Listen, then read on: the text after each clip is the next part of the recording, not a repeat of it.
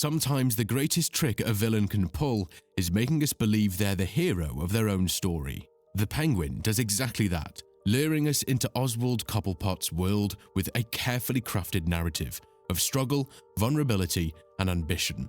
But by the time the series ends, the truth is undeniable. Penguin isn't an anti-hero fighting for survival. He's a monster who's been hiding in plain sight all along, and the moments that reveal his true nature are as shocking as they are unforgettable.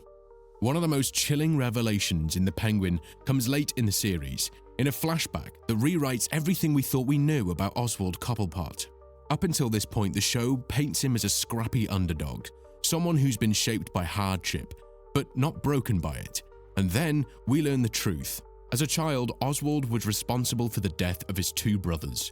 In a horrifying flashback, we see him lock them behind a sewer door as the water rushes in. Have fun getting out! He doesn't try to save them. He doesn't alert anyone. Instead, he walks away, leaving them to drown, and heads home to the comfort of his couch and his mother's embrace. This moment isn't just shocking, it's a complete inversion of the character we thought we understood. It strips away any illusion that Penguin's ruthlessness is born solely from necessity. It shows us that even as a child, he was capable of cold, calculated cruelty. This isn't survival. This is something far darker. But the true turning point, the moment when Oswald Cobblepot sheds any pretense of humanity, comes in the final episode. By this point, the audience has been drawn into his relationship with Vic, a vulnerable young man he took under his wing. Vic represents the last thread of humanity in Oswald's life. He's more than an ally. He's a surrogate son, someone who reminds Penguin of the person he could have been if he weren't consumed by ambition and vengeance. And then, Penguin kills him. This isn't a kill of necessity.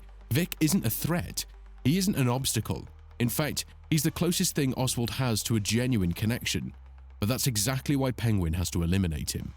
Vic represents weakness, vulnerability, and the humanity Oswald has spent his entire life burying. By killing Vic, Penguin destroys the last piece of himself that could have been redeemed. It's a calculated, heartless act that leaves no room for interpretation. Oswald Cobblepot is a villain, through and through. So how did the Penguin convince us to root for someone so irredeemable? It's the genius of the long con. The show expertly frames Oswald as a tragic figure, someone struggling to find his place in a brutal, unforgiving world.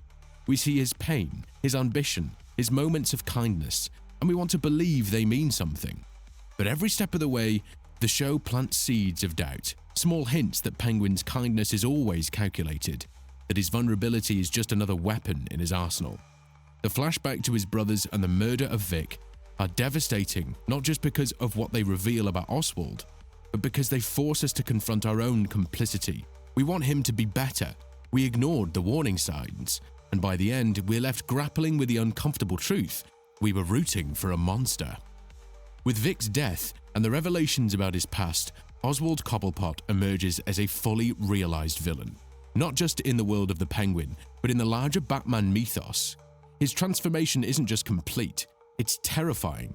He's no longer a man fighting for survival, he's a man fighting for absolute power, with nothing and no one holding him back.